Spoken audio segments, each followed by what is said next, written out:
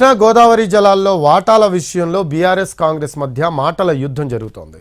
తెలంగాణ నీళ్లు తరలించుకుపోతూ ఉంటే ప్రభుత్వం మౌనంగా ఉంటుందని బీఆర్ఎస్ అంటూ ఉంటే కేసీఆర్ హయాంలోనే తెలంగాణకు అన్యాయం జరిగిందని కాంగ్రెస్ వాదిస్తోంది. నీటి పంచాయతీలో ఉత్తమ్ వ్యాఖ్యలకు జగదీష్ రెడ్డి కౌంటర్ ఇచ్చారు. ఆ మాటల యుద్ధం ఇప్పుడు ఒకసారి చూద్దాం.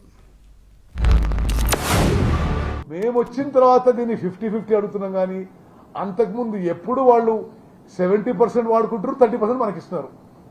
ఇప్పుడు మేము వచ్చిన తర్వాత అసలు కనీసం వీఆర్ టేకింగ్ ఏ క్లెయిమ్. మా డిమాండ్ అన్న ముందు పెట్టినాము, ట్రిబ్యునల్ మా డిమాండ్ కూడా అడగటానికి ముందుకు పోతున్నది. మీరు ఫిగర్స్ చూసినా, మీరు ఆయన ఏదో ఇలా ఫిగర్ చెప్పిండు 664 టీఎంసీలు. అరే వాళ్ళున్న టైంలో 22-23 681 టీఎంసీ వాడుకున్నారు ఆంధ్ర.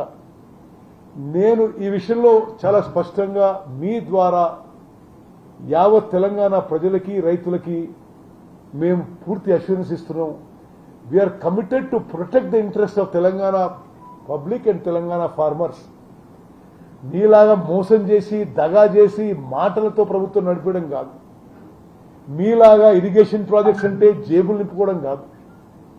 మా ప్రభుత్వం ఇరిగేషన్ శాఖని కృష్ణా మీద ప్రాజెక్టులు కానీ గోదావరి మీద ప్రాజెక్టులు కానీ చాలా కమిట్మెంట్ అండ్ సిన్సియర్తో ముందుకు పోతున్న విషయం నేను మరోమారు మనం చేస్తాను.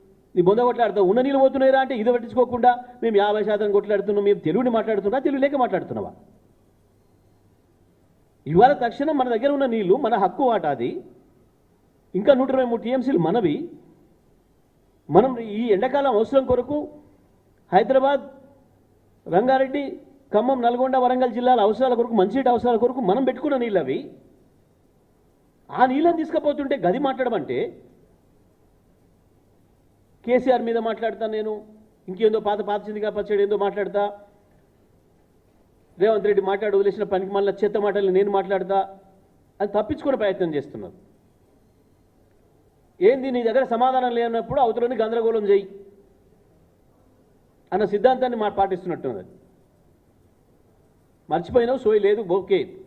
కానీ వాళ్ళు మేము చెప్పిన తర్వాత, మేము గుర్తు చేసిన తర్వాత నన్నా ఓ బాధ్యతాయుతంగా మాట్లాడాలి కదా. నువ్వు మాట్లాడాల్సింది కేంద్రం మీద, నువ్వు మాట్లాడాల్సింది పక్క రాష్ట్రం మీద చంద్రబాబు మీద, నువ్వు మాట్లాడాల్సింది బీజేపీ మీద.